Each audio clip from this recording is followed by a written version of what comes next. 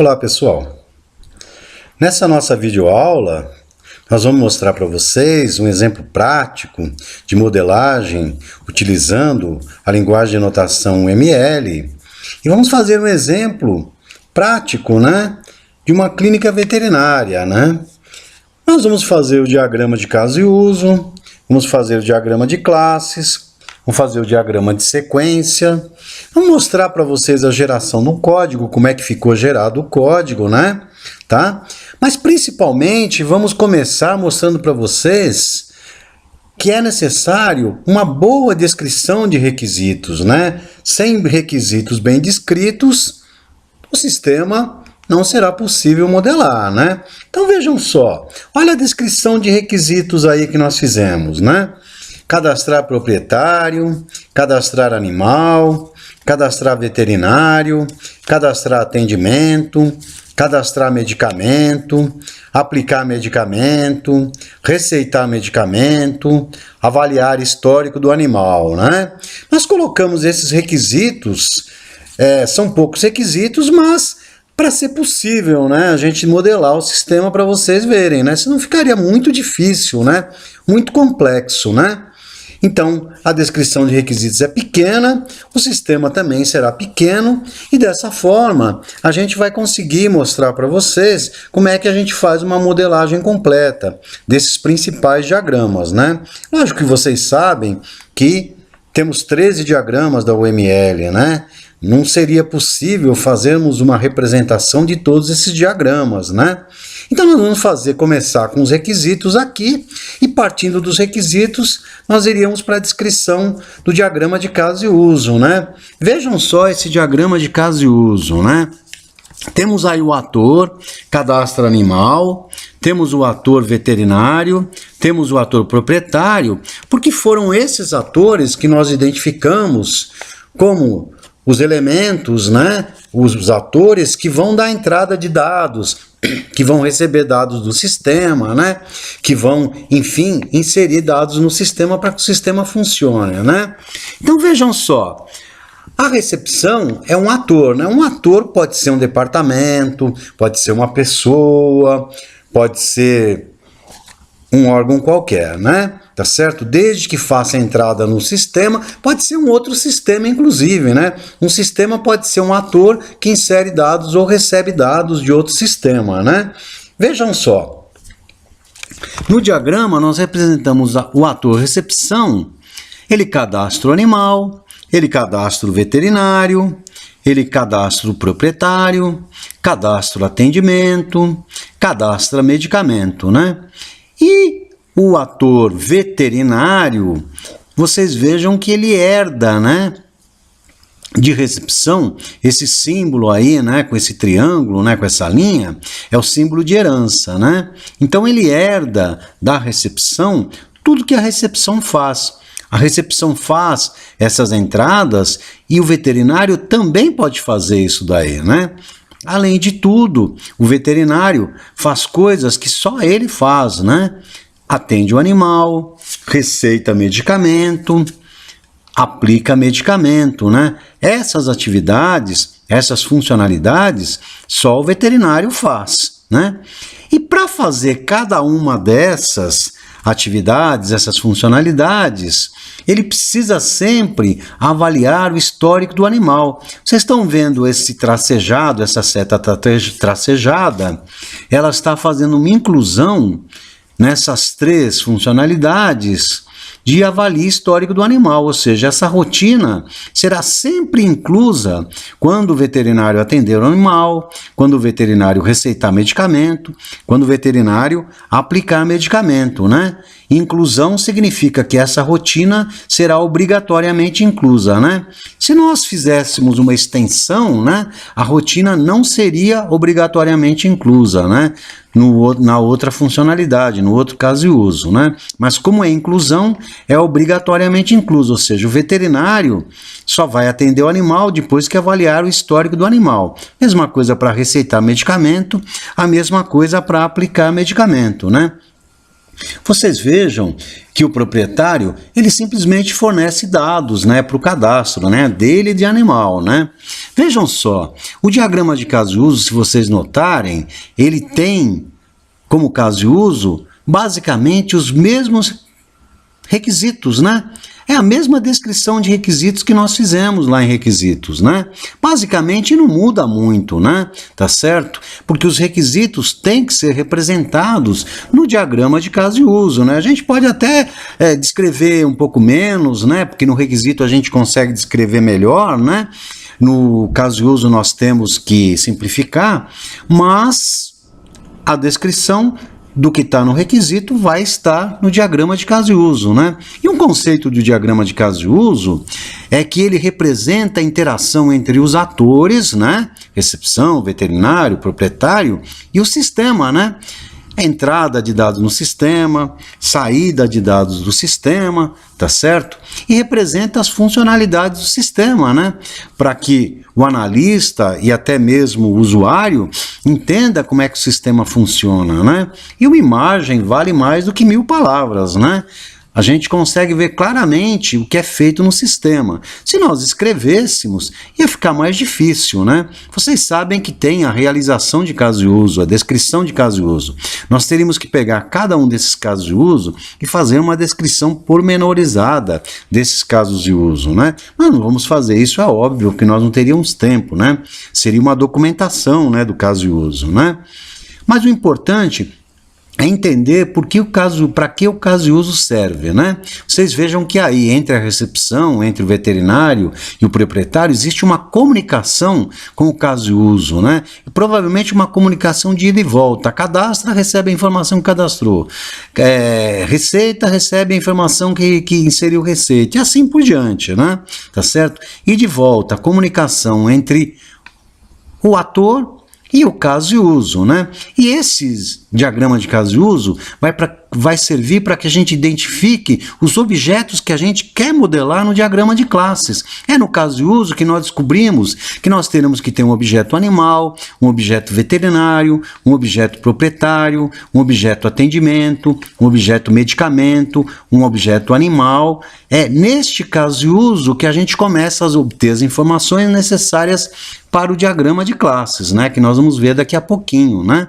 Ou seja, no caso de uso, descobrimos os objetos que nós queremos modelar. Esses objetos serão incorporados à classe, né? Porque os objetos são instâncias de uma classe, né? São os elementos de uma classe, né? E esses objetos são descobertos no diagrama de caso de uso, né? Então vejam só, o diagrama de classes, eu sei que fica um pouco ruim de ver, né? Possível, né? Nós fizemos isso num software de modelagem, né? Talvez não esteja muito claro para vocês, né? Mas nós fizemos aí uma tela de cadastro de atendimento, que é uma classe boundary, né? Boundary significa que é uma classe fronteira, né? Que é uma classe de entrada de dados. Uma classe de entrada de dados ou saída de dados, né? Uma classe fronteira do sistema, né? Vamos pegar, por exemplo, se nós tivéssemos telas construídas em HTML, né? HTML seriam as telas. Se nós fôssemos representar essas telas em um diagrama de classes, nós representaríamos através de uma classe do tipo boundary, né? Essa classe não vai armazenar dados, né? Então, ela é uma classe de entrada ou saída do sistema, né? Nós temos um outro tipo de classe, né? A gente chama esses tipos de estereótipos, né? Estereótipos de classe, né? Então, temos um outro tipo que é uma classe control, né? Que vocês estão vendo aí, controle underline vet, né? Essa classe control, ela é utilizada para representar processos complexos, ou então para fazer a conexão, né, entre as classes boundary, as classes fronteiras, né, e as classes do banco de dados, né, que nós já vamos falar, né. E exemplo de uma classe control com processo complexo, né, vamos supor que nós tivéssemos uma classe nota fiscal, mas nós não quiséssemos guardar as funções, os métodos, né? Nós não quiséssemos ter os métodos de montagem da nota fiscal na classe do tipo entidade de nota fiscal, né? Nós quiséssemos ter uma classe control, uma classe que faz um processo complexo chamada montagem de nota fiscal. Essa classe pegaria dados de nota fiscal, da entidade de nota fiscal, pegaria dados de item de nota fiscal, pegaria dados de cliente, pegaria dados da classe transportadora, enfim, pegaria dados de várias classes e através dos seus métodos de montagem, de cálculo, ela montaria a nota fiscal, ou seja, uma classe de processo, né? Uma classe que faz um processo complexo, né? Que nós não iríamos querer colocar na classe nota fiscal, né? Que seria uma classe só do tipo entidade, né?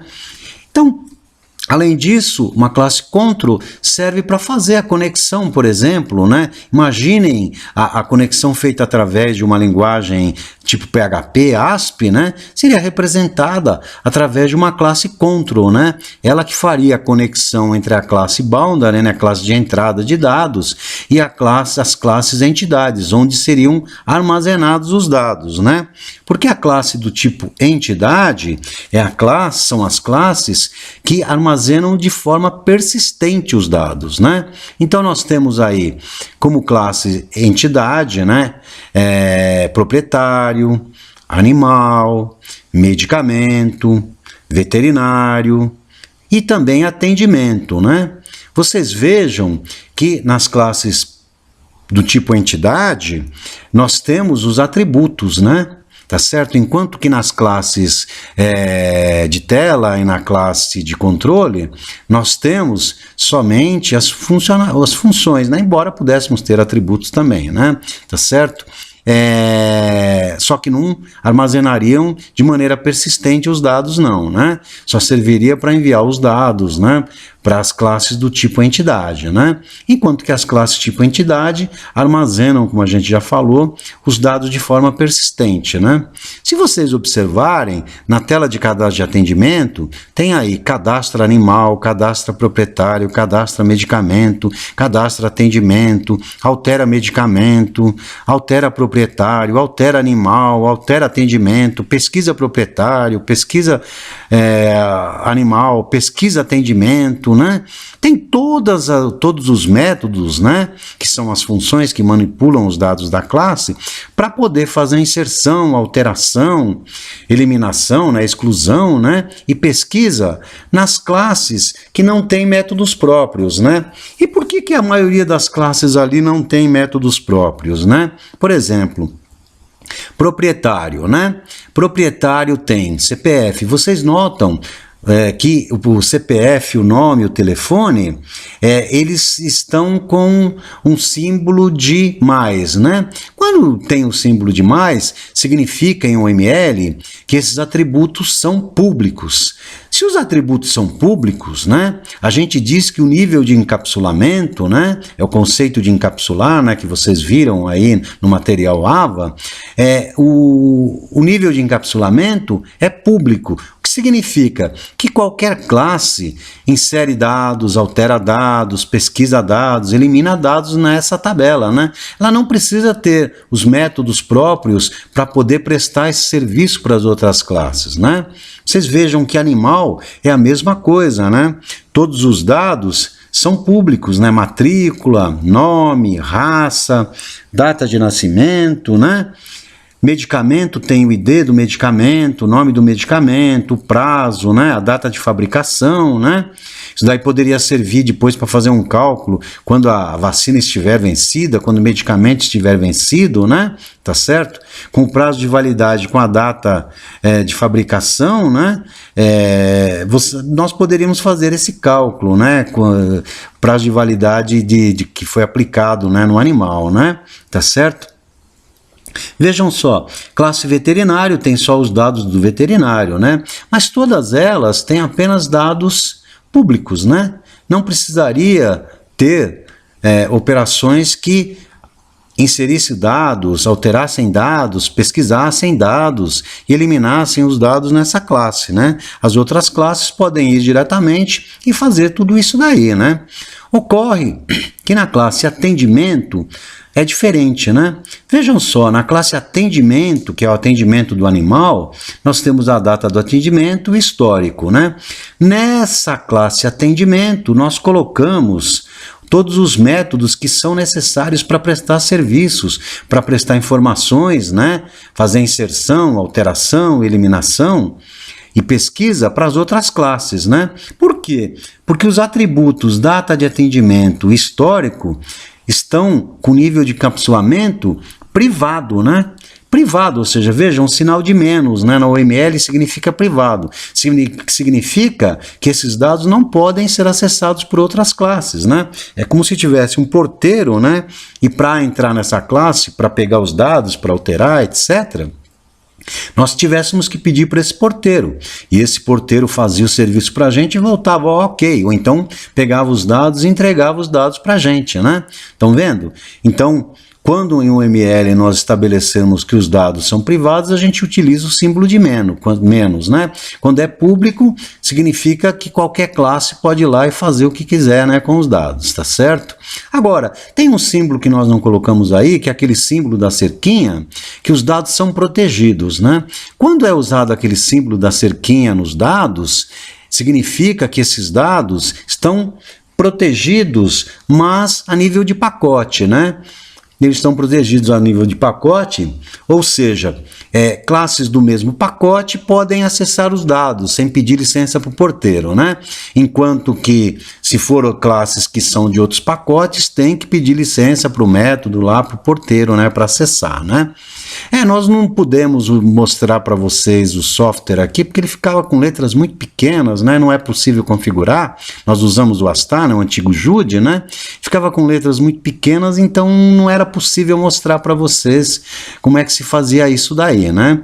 Mas deixamos essa tela aqui para mostrar o exemplo das classes já criadas, né? Vocês sabem que classes é um molde, né? Classe é um molde, né? Um molde que serve para criar, para destruir, para pesquisar, para alterar objetos, né? O objeto, por exemplo, a classe proprietário só tem objetos proprietário, né? Ela é um molde que serve para criar criar proprietário, alterar proprietário, né? Tá certo? É como se fosse o molde de um balde, né? E o molde é a classe, né? E os baldes são os vários objetos construídos por aquele molde, né? Tá certo? Então, o diagrama de classe serve para representar o relacionamento físico entre as classes, né? Vejam que nas classes do tipo entidade, existem os relacionamentos físicos muito parecidos, né, com o banco de dados, né? Lembram do banco de dados? O banco de dados relacional? Lá a gente chama de cardinalidade, né? Aqui a gente chama de multiplicidade do relacionamento, né? Vocês vejam, né, que a multiplicidade do relacionamento entre tela e classe controle é 1 para 1, porque cada inserção na tela é uma inserção no controle, né? E vice-versa, vice-versa não, do controle também para as classes entidade, né? Cada inserção da tela no controle vai ser feita uma inserção nas classes do tipo entidade, né? Tá certo? Agora, das classes tipo entidade, já não é igual, né? Entre as classes tipo entidade, né? Vocês vejam que do proprietário para o animal, um proprietário pode ter 0 ou vários animais. É 0 no conceito de que ele pode ficar sem um animal e no momento ele está cadastrado, mas não teria o animal, né? Ou então ele está cadastrado, mas ainda não cadastrou o animal, né? Do animal para o atendimento, vejam que um animal pode ter um ou muitos atendimentos, né? Ele precisa ter um para ser cadastrado lá, né? Mas aquele atendimento é só daquele animal. Aquele atendimento não pode ser de outro animal, né? Não pode se misturar os dados. No caso, o medicamento para o atendimento, já sim, né? Um medicamento pode ser aplicado ou inserido em zero ou muitos atendimentos, né? E um atendimento pode ter 0 ou muitos medicamentos inseridos, né? Tá certo? Muitos para muitos, né? A multiplicidade do relacionamento entre as classes, né? Vejam que da classe veterinário, o atendimento, né? Então, um veterinário pode fazer vários atendimentos, né? E um atendimento pode até ter vários veterinários, mas tem que ter pelo menos um veterinário, né? Então vejam, é muito parecido, né, com o banco de dados relacional, né? Não foge muito do banco de dados relacional, né, se vocês perceberem. Porém, tem uma coisa muito diferente. Quando nós fazemos o banco de dados relacional, o modelo lógico, existe a tabela de associação. Não há tabela de associação no diagrama de classes, né? Só quando a associação entre duas classes tem atributos próprios, né?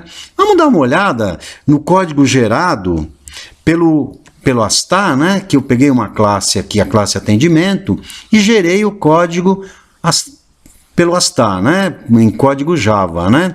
Vejam só, ele gerou todas as necessidades, né, da classe, né? Então, os atributos, né, que são privados, data de atendimento, histórico, né?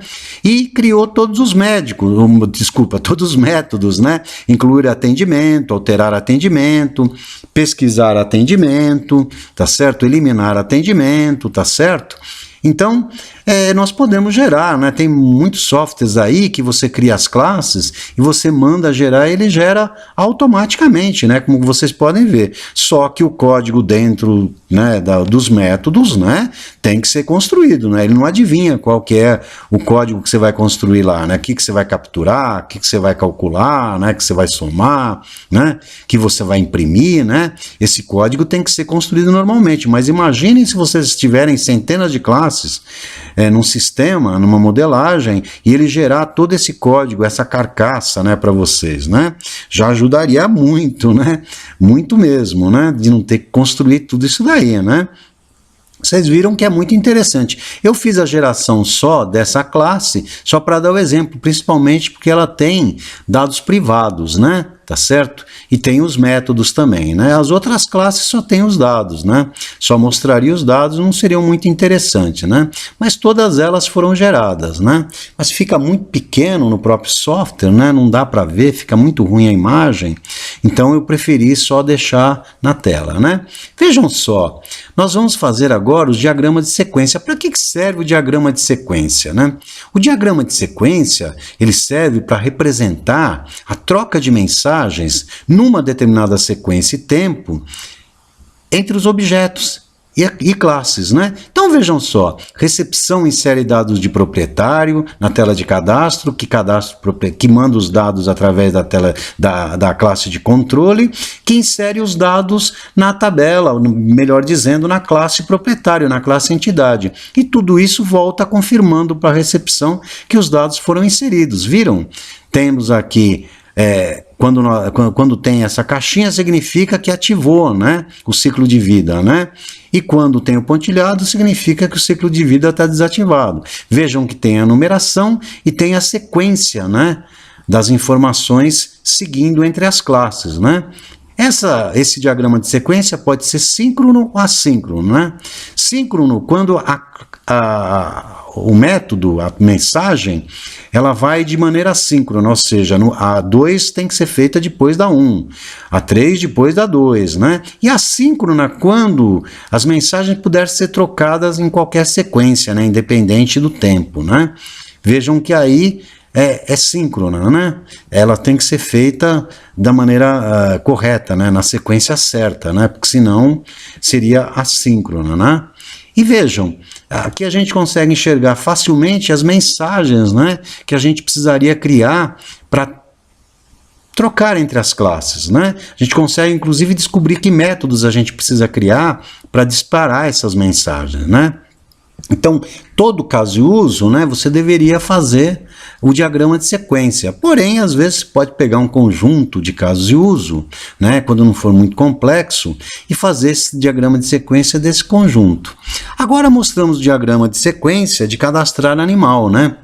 Vejam, recepção, dados do animal para a tela de cadastro, da tela de cadastro vai para a classe control, da classe control insere o animal, né, na entidade, né? Na classe do tipo entidade, que grava de forma persistente e volta na sequência aí informando a gravação, né? Então vejam, também é síncrona, né? Tem que ocorrer com sincronismo, né? reprisando, a gente consegue descobrir as mensagens que as classes trocam, né? Que os objetos trocam. Dessa forma, a gente consegue descobrir as funcionalidades que nós devemos criar em termos de métodos, né? Criar os métodos para poder fazer a manipulação dos dados na classe, né? Estão vendo? Dados do animal, cadastro animal, mas vai ser gravado onde? Na classe animal, né? Ok? Confirma a gravação, volta na sequência até que chega na recepção, né? O diagrama de sequência, nesse caso aí, vão ser bastante parecidos, né? Não vai ser muito diferente, né? Nenhum deles, né? Só o do atendimento, que a gente vai ver mais para frente, que tem um pouco de diferença, por quê? Porque realmente é um pouquinho mais complexo, né? Vamos acompanhar, né, esses diagramas, né? E sabendo, né, que esses diagramas que nós estamos fazendo, de caso e de sequência, eles são importantes para criar as classes. E as classes, ao fim das contas, é que vão servir para gerar o código, né? Para fazer os programas que vão implementar de fato, né, o que nós modelamos no nosso sistema, né? A classe é que vai gerar o código, né? Tanto é que a gente consegue gerar esse código através dos próprios softwares, né? Veja o diagrama de sequência cadastral veterinário, também não foge muito, né? Recepção, dados do veterinário vão para a tela de cadastro. Vejam que a seta, né, ela direciona, né?